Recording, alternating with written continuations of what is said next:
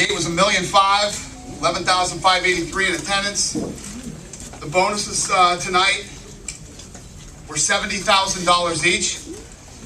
Knockout of the night is Vitor Belfort. There were no submissions tonight.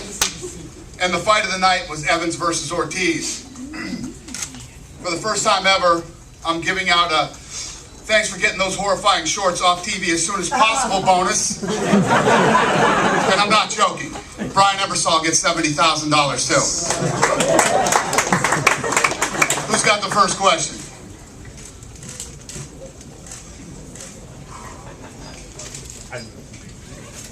Rashad, congratulations on the win. I was wondering if you did you think speed was a difference in the fight? And to your left, right over here to your left, Kevin. Did you think speed was a difference in the fight in your boxing? Did you tighten it up from the last time we saw you in the cage? Yeah, speed was definitely the difference, and I did tighten it up. You know, I just took my time with it, and that's one thing I wanted to do. I know I've been out there for a while. I knew Tito was going to be, you know, kind of trying to get at me kind of early, so I kind of felt his energy and knew he was going to try to come at me fast. But I wanted to make sure that I didn't rush into anything, and I took the time to set up my stand-up so things went right. Rashad, I noticed you have a cast on your hand. What happened?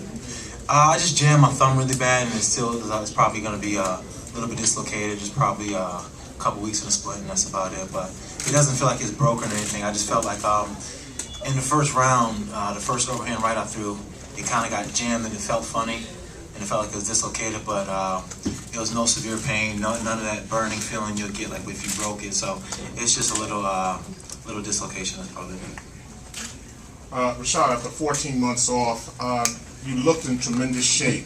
Do you think that time off really helped you prepare for this fight and it helped you change some aspects of your game? Yeah, it helped out a lot. It helped out mentally as well as physically.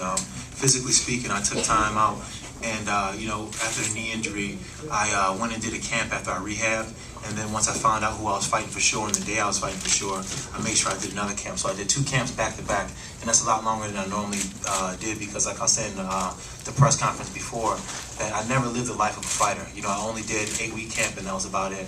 But this time I did, you know, was in camp for like 4 months straight, and it paid off dividends. And for Tito, you're the exact opposite. You take this fight on short notice, 2 weeks. You did say you felt good, you know, training and all. But once you were in there, do you think having more time would have been beneficial to you? Of course, you know. But I gotta, like I say, take my hats off to Rashad. He fought a great fight. He took his time, you know, and he didn't run away. He stood there and he fought with me, and I fought back. You know, I gave him my all. I know, like I say, for the first time in 2 fights that I have been injured, I haven't had any problems at all. I felt strong. I felt in shape. You know, my training partners, we all pushed hard. Taking a fight that close, I mean, I could sit there and go, I shouldn't have done it, but I was happy with doing it, you know. Dana asked me if I'd step up, and I stepped up. I stepped up for the UFC. I've been here since 97. I'm still fighting. I'm still hungry. I still want to fight. You know, I fought a #1 contender tonight on a 2 weeks notice, and I fought my ass off. And like I say, Rashad was the better man tonight. And Tito, I do thank you, man. I really appreciate that because the show wouldn't have been what it was if you didn't step up and take that fight. So I do appreciate that a lot. When you're out here fighting and it's for your career, you know, and I've been criticized for it a lot, trying to make decisions that make sense for my career. But sometimes you just got to go in there and do one from the gut, and that's what Tito did, and I appreciate him for doing that. What's your next plan to Vitor and Tito? I don't know yet. You know, obviously, Vitor's in a Tito type situation right now, where he went in there and finished the fight real quick, didn't take any damage, and I'm sure he's ready to roll again. So we got to figure it out and see what's up. I'm sure Tito, on the other hand, wants to take some time off now and relax. But you know, this says a lot. Tito won fight of the night. It was a good fight tonight. Tito went out there and brought it, and you know, I talk a lot of stuff. I'm a big believer in ring rust. Rashad fucked my theory up a little bit tonight, but you know, he didn't look rusty at all. He looked great. I want to fight before the year's over, for sure. For sure. I'm gonna take about a 1 month off, go on vacation, enjoy my family, enjoy my businesses, and get right back in the gym and hop on that horse again, man. Like I say, man, I'm young still. I just turned 36. I still got a lot of fight left in me. My mind's there. I want to fight. This is a question for Tito and Rashad. Tito, how close? It's Karen. How close did you think that choke was? And were you thinking, okay, here's a chance, a Bader situation all over again? How close was it? And Rashad, your opinion of how close was it? I thought it was close for about maybe a tenth of a second, and then when Rashad pushed my knee down, I was like, damn. And I made a little mistake, and I left my elbow up a little tight, a little high. I teach my kids, my submission class at Punishment Training Center, how to drop your elbow down, and Rashad must have been working on a defense for that, because all of a sudden he pushed my knee across, and I was like, shit. I thought I had it for about, like I said, a tenth of a second, but Rashad had great defense on it. Yeah, right before in Renzo Gracie, we were working out, and he was telling me, when he gets you in that position, just put your head on the floor and then put your shoulder in. As soon as he grabbed me, and I just put my head to the floor as hard as I could, and I put my shoulder into him, and then I see his knee wasn't, so then I pushed his knee down and started working on his hands. But once I just pushed my head to the floor and pushed that knee down and started working on his hands, I didn't feel any pressure from it. The worst thing you can do in that choke is pull out, and what I did is I moved forward, so that way I wasn't in any danger of getting choked. Question for Dana White. What do you think about Alexander and Matt Hamill's fight? Your thoughts about Alexander's future? Yeah, it was a great fight. I actually thought that was going to be a much more competitive fight with Hamill. He looked great tonight, man. Big win for him. For Vitor, congratulations. Can you kind of just walk us through the deciding sequence? I mean, after you hit him the first time and kind of wobbled him, you feel like you were going to end it right there? First, I thank everyone that has been here supporting the sport. I just trained so hard. In the last fight, me and Anderson, if he would throw that kick, this would happen to him. He knows that on his mind. So I'm ready for what's next, and I want the winner. I would like to fight the winner. I don't know, but I would like to fight the winner. Yokami or Anderson. I come here so hungry. I was so hungry in the gym. It was even hard to find sparring partners because I was so focused, so mental focused. My body was so aching, aching for fighting, and my speed. I think I'm faster than before. Yeah, someone say I'm the vintage of Vitor. I'm telling you, on this weight division, whatever I hit, I make sure people go down, and I'm here to make a stand. I 19 years old, I won the tournament after I won the light heavyweight, and now I'm going for the belt. That's my goal, and that's my future, and I'm in my role, and I'm not gonna stop. Nobody gonna stop. All week, whenever we asked you about Anderson in the last fight, you said you'd overcome it. It wasn't really in your mind, but was it something you were getting motivation out of that kind of helped you with that drive you just talked about? Past is a cancel check. Tomorrow is a promissory note, and today's cash on hand, man. Everything's on the past is gone. I'm looking for the future. And even like Yakima trying to throw that kick, I slicked right away. I was ready. I knew this kick, everybody's trying this kick. So we've been working hard, me and Ray Seffel, we've been working to that kick. So I'm telling you, when someone in this weight division trade hands with me, get ready. Next time we bring pillows for people. So I'm ready. I'm very ready. So I know what I want. He looked pretty pissed when Akiyama threw that kick at him. That's done. Dana, can I ask you a question about Rory McDonald? Obviously last year John Jones was the hottest thing around. This year could be a massive year for Rory McDonald. I mean, he was amazing tonight, and I just wondered, do you not want to push these youngsters on too much because they've got to develop their skills? But with someone like Rory McDonald, he just dealt with Mike Pyle so easily tonight. Can you just talk about Rory for us and where you think he can go? Yeah, I was very impressed with the way he performed tonight. And usually before and after every fight, I'll tweet something. And I didn't tweet after his fight, and Canada was pretty pissed off about it. I got a lot of people going, you don't say anything after Rory's fight? Yeah, so let me just say it here. Wow, I was blown away. And he went in against a talented, motivated, well-rounded fighter in Mike Pyle, and he made it look easy. And, people are calling this kid the next GSP, including GSP, so. Okay, my question is to Vitor. I'm gonna ask him in Portuguese and after I can translate, okay? Vitor, como é que você se sente após essa vitória? Tirou um peso das suas costas e eu queria que você deixasse um recado para essa galera do Brasil que está toda te assistindo.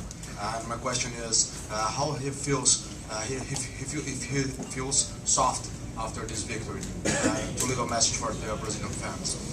I feel like I accomplished a mission, and every time we have a goal in life, and people confuse dreams with desire. I have a dream. I had a dream when I was 13 years old. I told my mom that I would be a world champion. With 19 years old, I conquer. And I have a dream, me and my camp, my friends, my family. I move everyone to Vegas, and I want to be here. I want to establish my career.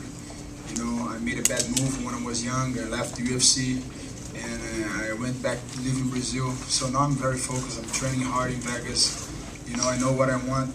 UFC knows I'm paying. I'm doing the sacrifice, and I'm here to make a statement. So I was part of the past, I'm part of the present, and I will be part of the future. And the message that I have to Brazil is, Brazil, get ready. UFC is coming, and today was like World Cup in Brazil. So everybody here in America doesn't understand. You guys are gonna see the best crowd of people. They're very, all these guys here sitting down, they've never been to Brazil. Brazil love UFC. It's the second sport in UFC in Brazil right now is UFC. Open TV is supporting UFC. Dana White Lorenzo is investing in UFC, bringing this many shows possible to Brazil. In Brazil, we're gonna overcome soccer. Listen to this. I know it sounds crazy, but we're gonna overcome soccer in 3 years, and I know that for a fact because wherever UFC goes, overcome everybody. So, I'm not a crazy dreamer. This is reality. So, UFC, get ready. Brazil, get ready. Well said, Vitor. And you're overcoming soccer when the World Cup is there in 3 years? That's right, Kevin, that's right. We are the only sport in the world besides soccer. Dana White, if he wants to do a UFC Olympics, and if Dana White wants to do a UFC college, if Dana White wants to do a UFC World Cup, this can do it right now. We have all over the world, this is the growing sport ever. So Dana White has all this potential. If he wants to commit and do an Olympics, UFC Olympics, I bet everybody's gonna love it. Yeah, Kevin. Get ready, Kevin. No complaining. Rashad, I wanted to ask you about a couple comments I saw on Twitter tonight by John Jones. He said, "Nice fight, I'll be ready." And also in response to a question about how he thought you looked, he said, "Same old stuff." Wonder if you can respond. That's fine. I mean, if it's the same old stuff, then it's probably exactly why he didn't want to fight me the first time. John knows what happens when we train, and he knows if I'm focused and I'm strong and I'm healthy, then he knows he has a fight on his hands. John's a tough guy. John's a champion, but I know where John's weak at, and he knows where I'm weak at. But we'll see who cover those weak areas up first. He has a tough fight with Rampage. Rampage does move like Frankenstein. He's not what he used to be in some areas, but I think if he does catch him, he could put him to sleep. Nice. Rashad, as a follow-up to Kevin's question there, who would you rather see in that fight? I know you're fresh off this one with Tito, but looking forward, if you could have your choice between Bones or Rampage, which one would you prefer to fight in that title? I would prefer to get it from Jones, just because I would love to be the first one to beat him, really beat him. And he's so cocky. So cocky. Like, you think I'm cocky, he's real cocky. He's for real cocky. Like, I'm on camera joking around cocky. He's like, go to sleep praising himself cocky. That's how cocky he is. But I mean, I would love to teach him a lesson. And if he make it past Rampage, then I'll get a chance to do that. But like I said, he has a tough fight ahead of him. And if Rampage does his work, then he can actually do something. I think Rampage should come and train in my camp for this fight. That's questions for Rory. Rory, there's a lot of hype that's beginning to generate behind you. I mean, you hear what GSP says, you hear what Dana White says, you hear what the media says. How do you deal with this at such a young age, with all this focus now starting to follow you? Yeah, it's a nice compliment, but I got a level head on my shoulders, and I'm just gonna keep training and keep fighting, keep winning, and hopefully putting on good performances that everyone likes. Dana, can you talk about Constantino's performance as well as Brian's performance, because they did pretty good tonight? Yeah, no, well, he just won another bonus, and yeah, very tough fight these two had. It was a war back and forth. Looked like Jorge was going to get stopped there. He turned it around, got the top position. It was a good fight against a real tough guy in Jorge Rivera. And I gotta say, what John Jones said about seeing the same old stuff from Rashad, I don't know about the rest of you, but I didn't see the same old stuff tonight. I was actually very impressed with his performance. Move going to the head, to the body. You know, you very rarely see guys go to the body in MMA. And big sign. I mean, he looked fantastic tonight. You know, a lot of times Rashad's caught a lot of flack for going in there and double legging and putting against the fence and trying to wrestle. Man, that wasn't a wrestling match tonight. That was a well-rounded mixed martial arts fight. Very impressive. Like I said, I thought there was going to be ring rust. That's what I kept talking about the whole time. If that was ring rust, it's going to be scary to see when he's not wrestling. Question for Brian over here. You've had a lot of interesting moments in your career, a very long career, but you just want to check because you beat a guy wearing Speedo, I guess. That has to rank up there as one of the more... That wasn't a Speedo, man. I don't know what that was. I've seen Speedos before. And that's the fact, right? That had to be a custom-made... I don't even know what that was. Is that the reason why he got But he the deserved bonus? every dime of the $70,000 that he made tonight. So, what do you think of that? You know, it's obviously one of them stories that's going to stick out for a long time, and the longer I fight, the less stories I'm probably going to remember. So hopefully that'll be able to be one I can tell the grandkids and have a laugh about. But I'm a bit surprised he tried to beat me in my own game, the humor, the showmanship, and all that. I know he's been around a long time. I haven't seen him do anything like that. So yeah, I was a bit surprised. And if you could just put into words, again, you've had a very long career, it took you a very long time to get here, and you got on the card at 127 due to an injury. Now you got 2 wins in a row in the UFC. Can you describe how this feels? Because for a while it looked like you might not get here. It's a bit surreal. I always knew I could compete with the best guys in the world because I trained with the best guys in the world out in California for 4 years. So to be able to get my chance and actually come out and win my first 2 fights, and you know, I got thrown at the wall and I stuck. You know, they can't get rid of me for a little while. So yeah, I'm pretty happy. I've done what I set out to do. Brian, can you talk about, to your left over here, this was supposedly your first ever training camp because everything was always sort of messed up with all your fights, you're always on short notice. Can you talk about, because you're one of your blogs, you're sort of like, I don't know what to do here, that there's so much time to train. Can you talk about that as well as when you were on the, when Dennis had your back, there were many of us who were like, this is not good for Brian, but you survived. Yeah, you know, I've had, you know, 11-year career, 70-some fights. The most notice I've ever had for a fight was probably 6 weeks. And that was a bit of a long time to sit and ponder an opponent and ponder how to train, what to focus on, all that kind of stuff. Well, this one I had about, you know, 3 months. You know, I thank you guys for the notice on that one. It was nice to have that security, but man, that was a grind to go through 3 months just thinking, you know, am I doing the right things? You know, if I get a bit injured and you take 2 or 3 days off, you know what I mean, it kind of plays on you. Whereas before I kind of pushed through that a little bit more because I knew I didn't have time to rest. Or here, when I did rest, I felt guilty. You know, like I said, it's not that I haven't trained my whole life pretty consistent, but to have it all packed in like that, it was a bit stressful. What was the second part of your question? When you had your back, many of us were thinking, oh, not good for you. I was just worried about that cup and worried about his uniform malfunctioning, to be honest. No, I knew I was fine from there. I've been training with a couple of very, very good black belts in Australia at Dominance Mixed Martial Arts in Melbourne, and every day I let them have mount and I let them have my back. And you know, these guys haven't they haven't played that much with the MMA.